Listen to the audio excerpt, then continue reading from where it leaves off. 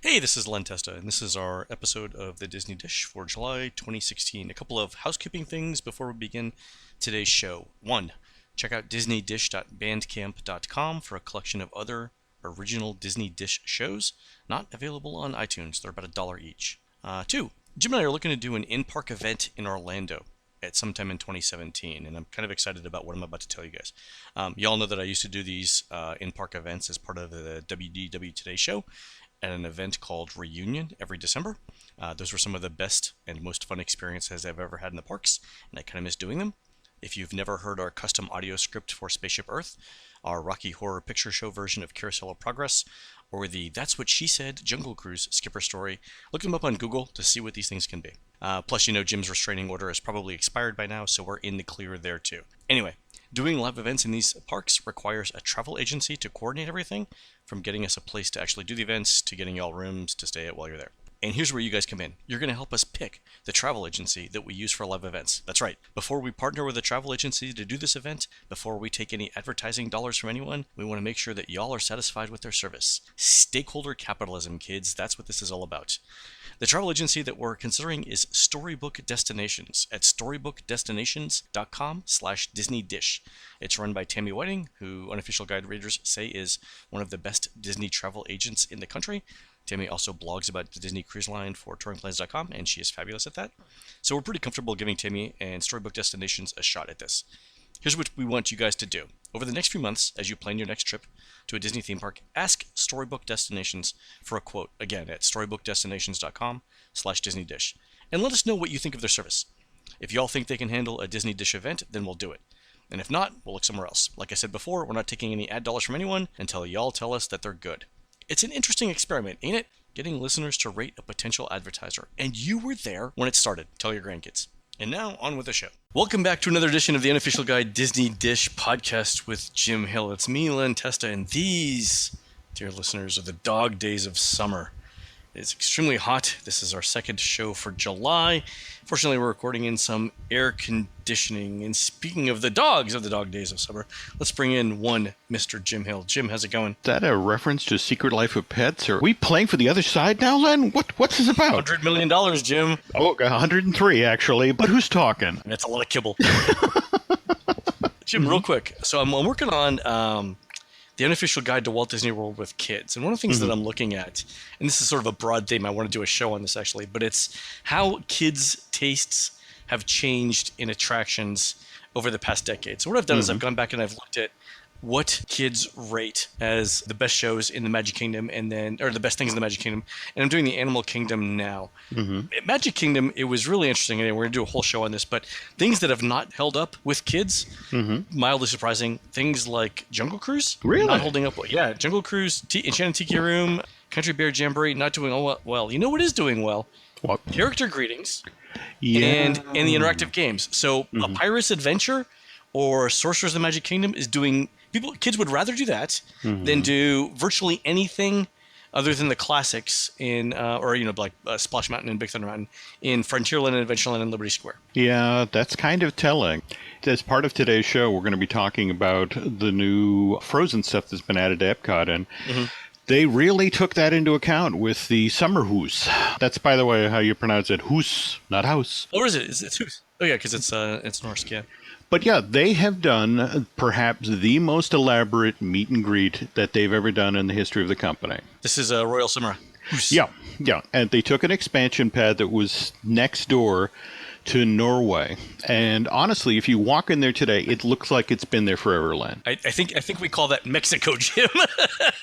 Funny you bring that up, because there's a berm, a relatively small space between Mexico and Norway. But if you're coming into the Summer Hoos from the entrance toward the left, and you pass some pretty elaborate rock work that's got carving in it, the insane attention to detail, it's not just rock work, it's rock work covered with moss. Oh, yeah. It's all I could think of is like, thank you, J.K. Rowling. This was part of the things that Disney had to do to sort of step up their game.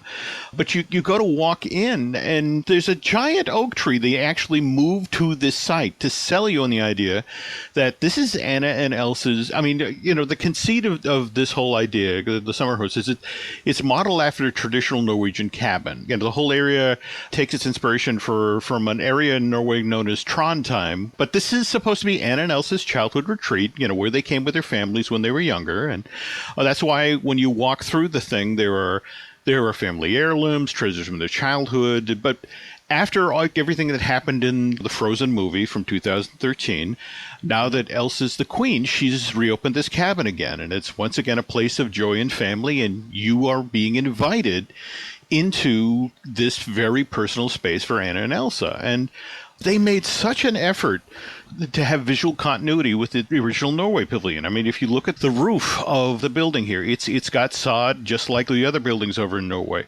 But the foliage, I mean, it looks like my backyard. I mean, it looks like the woods of New Hampshire. It's like it's been there forever. They've done a great job with the moss covering there. It's a lot of green.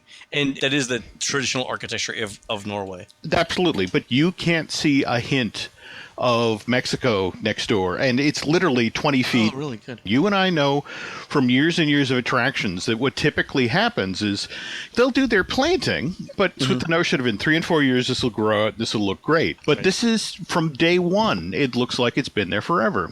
Anyway, the crazy level of detailing here.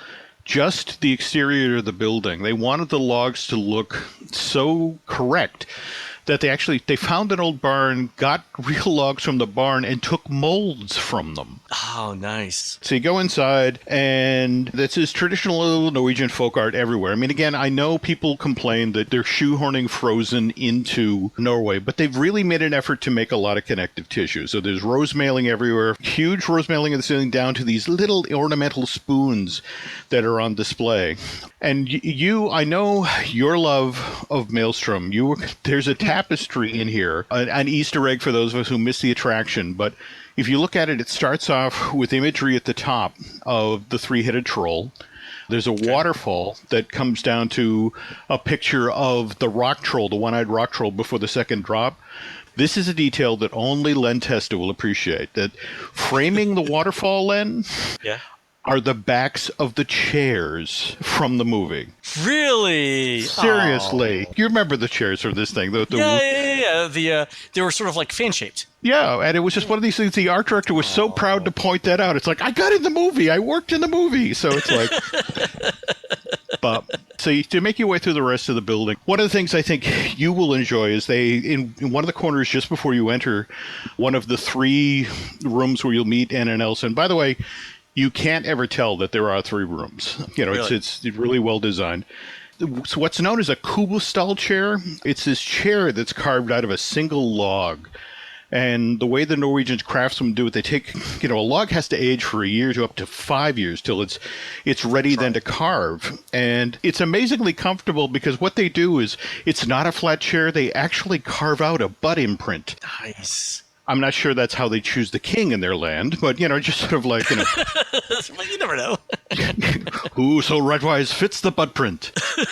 Before they built this, they went over and talked with the folks who were operating Disney Princess Fairy Tale Hall at New Fantasyland.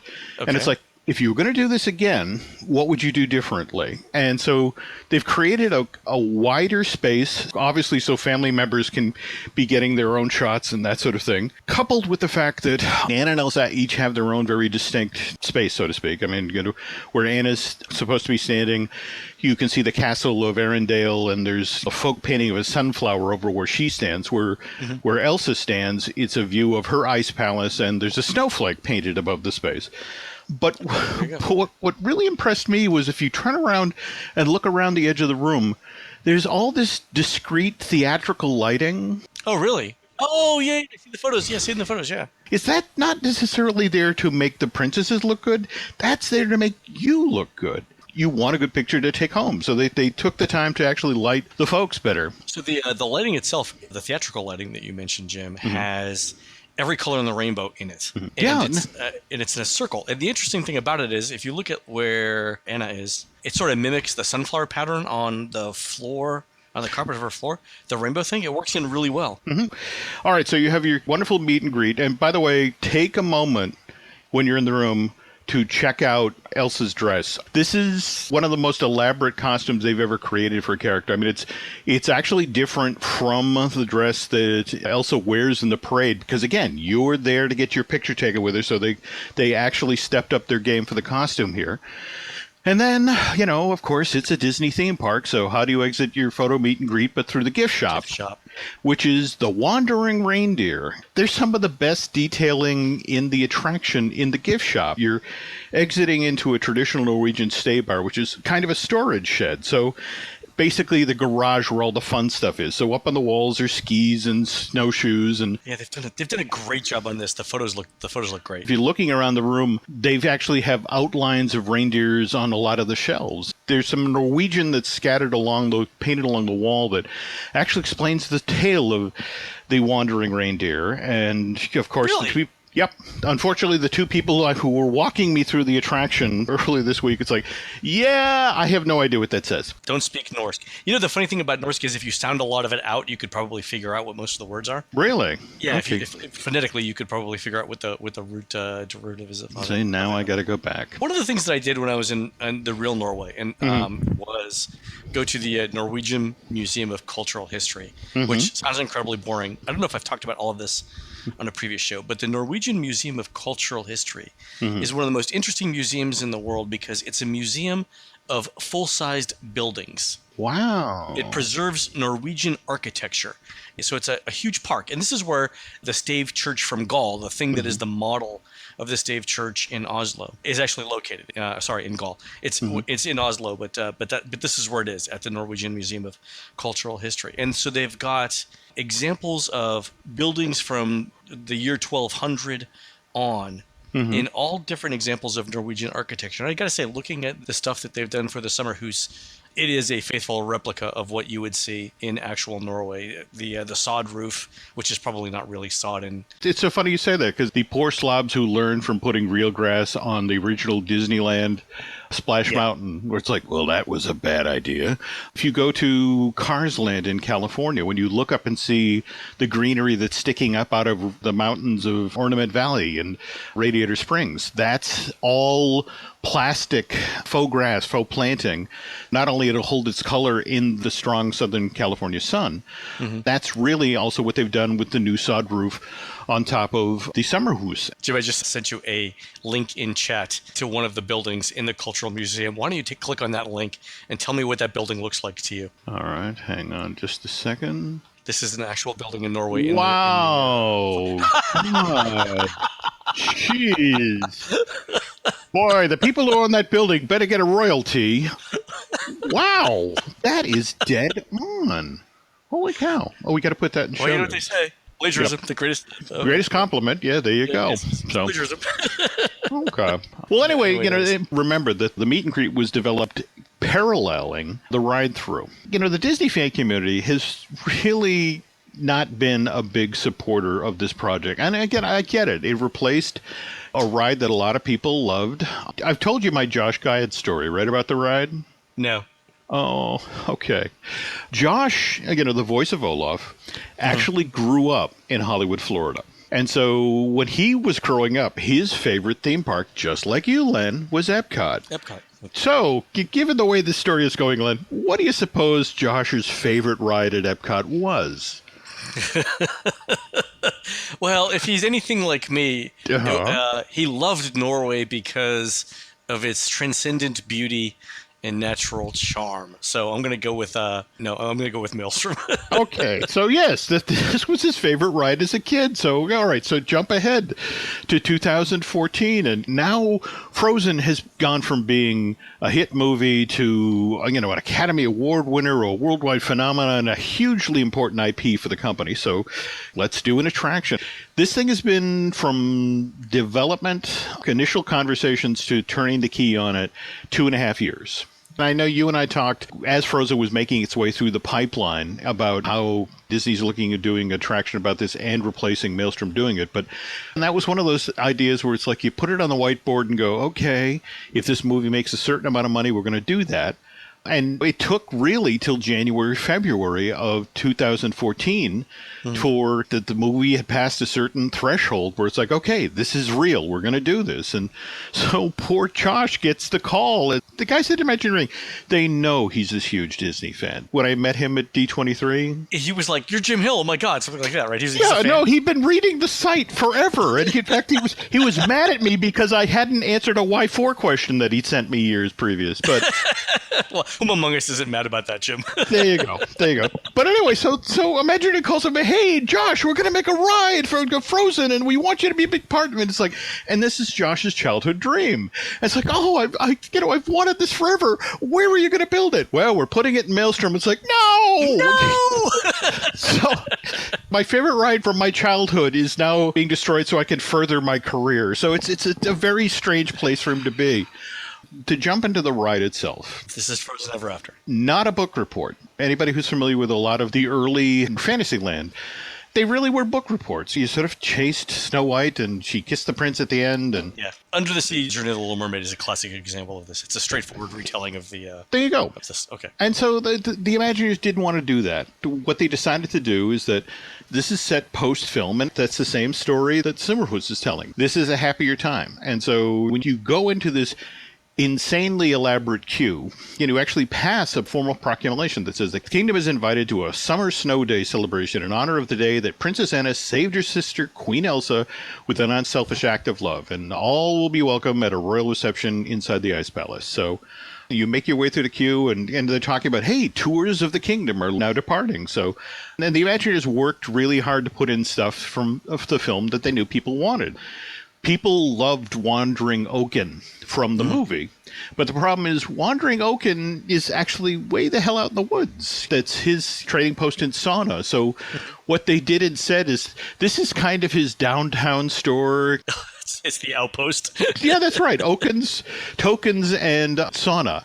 There's an interactive element where you come into the store and it's empty, but there's a door to a sauna that's sort of steamed over, and every so often Oaken wipes the window from inside and I'll be out in a few minutes. Is it really steam? No, it's all projected effects, but it's very cute. It's a fun little moment.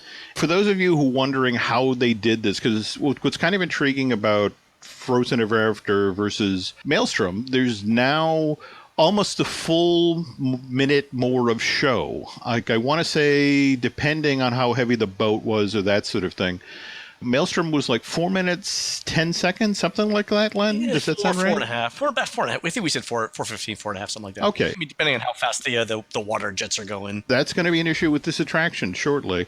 So Frozen Ever After winds up being 5 minutes long. Well, they extended the track a little bit, and then there's a new S-turn, right? In the yeah, well, what's interesting is you now actually board in what used to be the offload area of Maelstrom. And then did you walk in and go, oh my God, this is backwards? Well, actually, the walking in part isn't hard. The walking out part, I think that's the one place where this attraction kind of stumbles, is that in order to put the load into the old unload area, you leave by way of this, I mean, it's themed, but it's kind of lightly themed, but this very long corridor. And all I could think of as I was making my way through the spaces, I'm glad the Norwegians don't have any minotaurs in their mythology, because this is probably... This is Greece. That's right. Let me chase you into the gift shop. Anyway, like you said, the S-curve is, with these two no-show scenes, is in the old load area of the attraction. And now we get to the real question. For a lot of people who go on these attractions, they want to know, if I'm getting on this boat, what row is the best row to be in? Well, one of the interesting things about the press event, and they had us in there very early in the morning. I managed to get in 4 rides on this thing, which I think is more than anyone on the planet, short of the people who worked on it, have gotten. Yeah, at this point, given the amount of time that it's been up. Yeah. And I rode in every row of the boat to try to get a sense of what the best seat was. And to be honest, if you're in the very front seat, There's a really fun show moment in the first scene or two. I mean, you come out of the load area and you make the first turn and you go under this iced over willow tree. Mm-hmm. And there's the Olaf and Sven AA figures. And what's great is Olaf actually sees you and reacts with surprise and walks over toward you. But it's really only if you're in the front seat of the boat you get to see that. The downside is that what you were talking about earlier about how fast the water is pushing you along. There's this wonderful moment in this initial show scene where Olaf actually looks at and gestures to each row of the boat. And 3 of the times that I was on the boat, it synced up perfectly. 4th time I'm riding through, the boat, whether it was because it was lighter, I think I was only myself and another person in the boat, or we launched properly, but we were late getting to him. And he's literally gesturing to where the boat isn't. Where the boat should be? Yeah. All right. But, I mean, it's still a fun moment. And so he sings a modified version of You Want to Be a Snowman. But beyond that, this is kind of a modern era problem. I was speaking with Imagineer about this, and they've discovered the hard way that this is troubling the Shanghai version of Pirates as well, because that's a much bigger boat with a lot more people in it.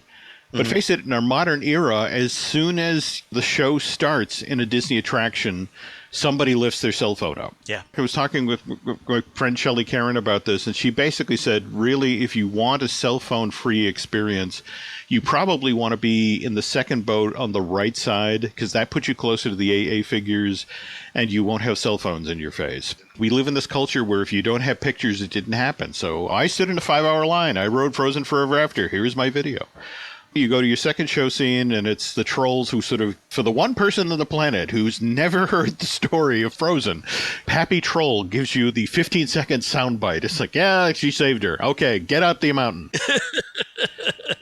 And I still haven't seen the movie. You still haven't seen the movie? No, I'm holding out to be the last person on Earth. Wow. Okay, because I think there's only 5 of you, Len, and 4 of those other guys are in Guantanamo. Where, to be honest, something about snow would probably be refreshing. There you go. Yeah. Anyway, you head up the load hill. You are not the first to pass this way, and this is that place in the attraction where that happened, but it's still the same old ride system. So there's a clack, clack, clack, clack, clack, clack as you go up the hill that kind of pulls you out a little bit. Is it really? All right. Yeah, but on the other hand, this is your first taste of the use of projections in this building. And on either side of the show, the walls, there are these amazing projections of ice magic and snowflakes. And by the way, it's important here to talk about that Imagineer reached out to the actual folks who animated and art designed Frozen in 2011, 2012, 2013. They consulted on this thing. So it's a very, very consistent look. And that continues through the whole attraction. One of the other things, you're going to get to the top rise here, and you next get to see another Olaf figure. And every time I rode through this thing, the soundtrack that we're hearing wasn't synced up with the mouth or the actions of the Olaf puppet. But this was the only scene out of the attraction where there was consistent technical issues.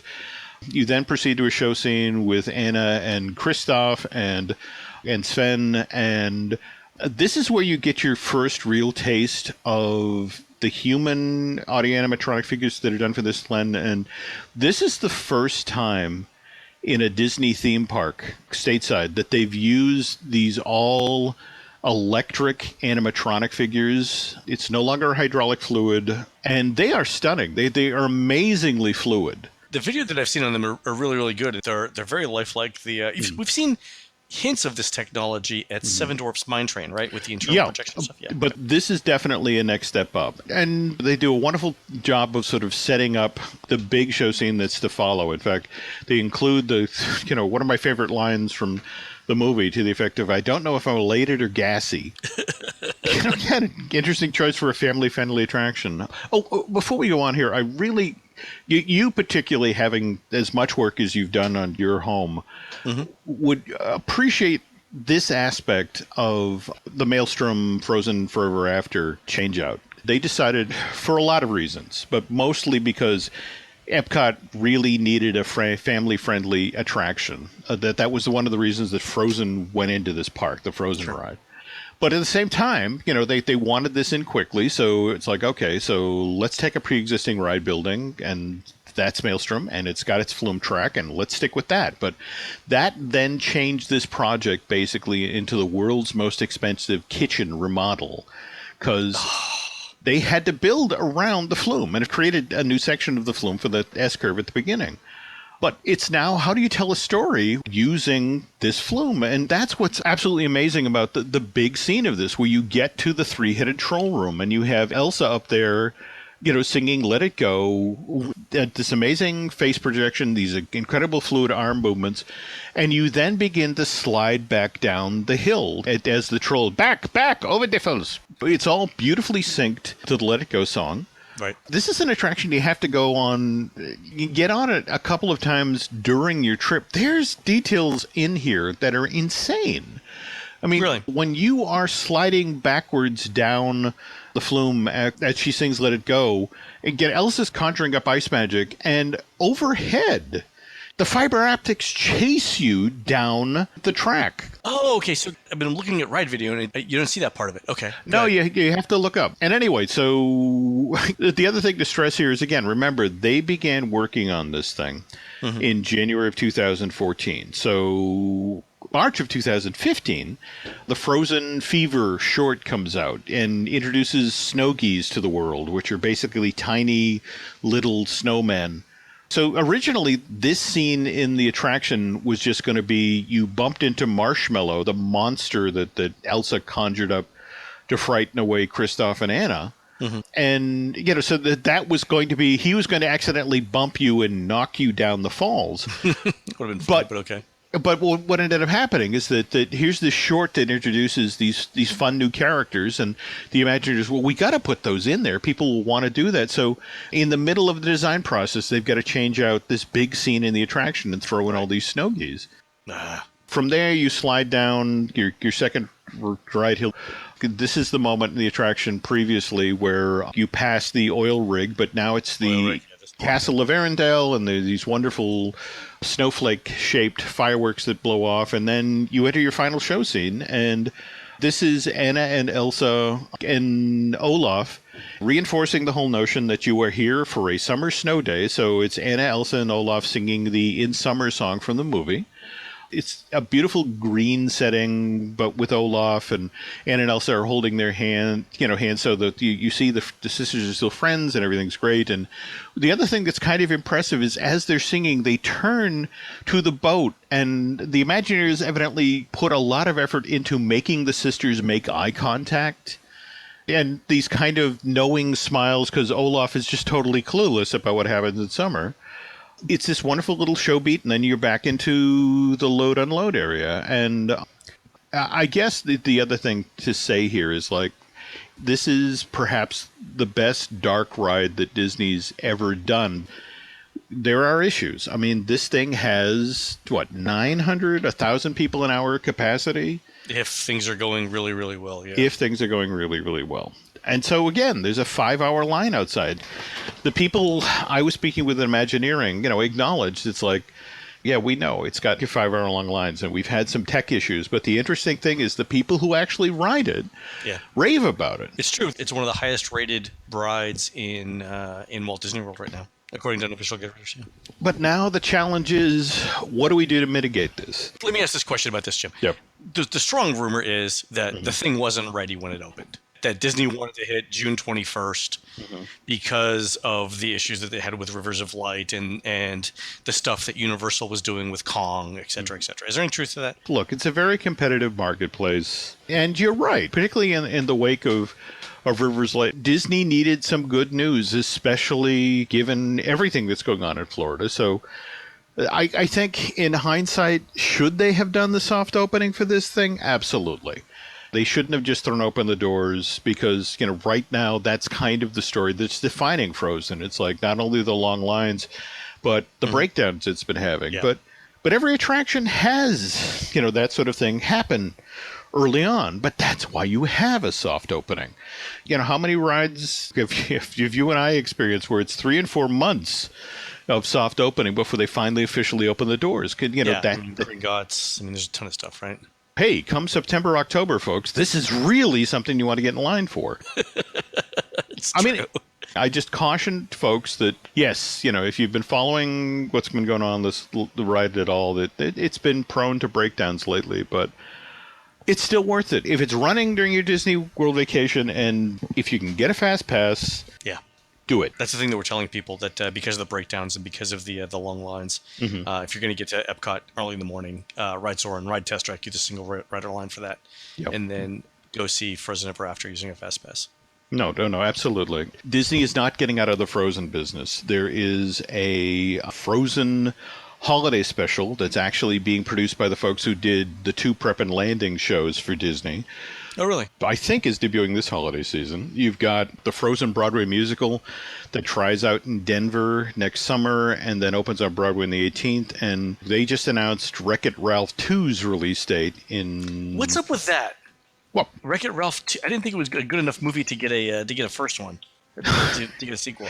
Well, it actually did very well then. I mean, box off point of view, and I was talking with friends at Animation, and evidently Rich Moore came up with the idea for the sequel while he was out doing press for the first film, and he was telling it to the folks at Disney, and they're like, oh my God, we got to make that movie, because previously this was just sort of a salute to gaming, but it was kind of a Roger Rabbit situation. There were a lot of characters that they wanted in the original Who Framed Roger Rabbit. I mean, for example, they wanted Popeye and Olive Oyl and Brutus, but they couldn't persuade Paramount to give them the rights. And likewise with Wreck-It Ralph, they desperately wanted Mario, in there. In fact, that's one of the reasons that Fix-It Felix sort of, references him without, fashionably late. But you don't get to see him in the movie. But Disney just couldn't close the deal. And now, now that everyone recognizes what a Wreck-It Ralph is and how fond it is of, and respectful of the gaming world, everybody wants in. So it's like, you can make the next film that much better. And now the conceit, is that Ralph wrecks the internet. And I don't want to give away too much of the story, but there is this one wonderful beat where Ralph really, really, really needs to get someplace fast. And so, he has to basically cross the entire internet in seconds. So he actually steals the Twitter bird. And just Really?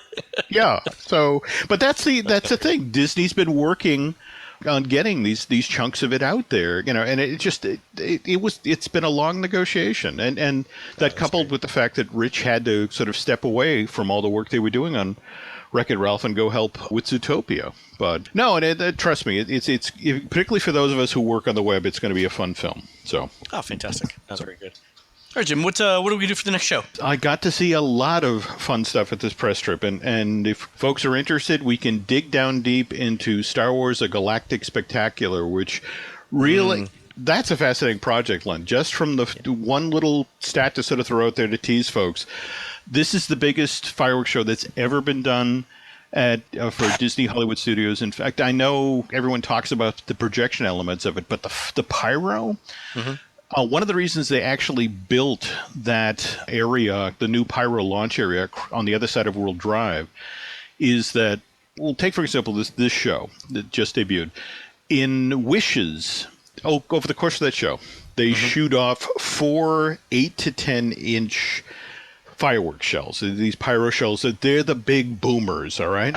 Okay. For this show, they actually fire off 22. Wow, a lot more. And they needed that area. In fact, one of the reasons they built this is going forward. I mean, remember how whenever you saw a fireworks show at Disney MGM, they have to close off the Streets of America. They had to close off, Pixar Place, just force people to the front of the park. They don't have that problem now because it already is closed. Well, this is the thing. They plan on going forward when Toy Story Land is in place and when Star Wars Experience is open. When they do a fireworks show now, because of the pyro is now based across the street, you can stand anywhere in this park and watch a fireworks show. They never chasing you out again. So, but we'll get into... We'll get into more detail about that show next time around. All right. You've been listening to the Unofficial Guide Disney Dish podcast with Jim Hill. We are produced, fabulously I might add, by Aaron Adams. Please go on to iTunes and Stitcher and rate our show and tell us what you would like to hear next. For Jim, this is Len. We will see you on the next show. Take care.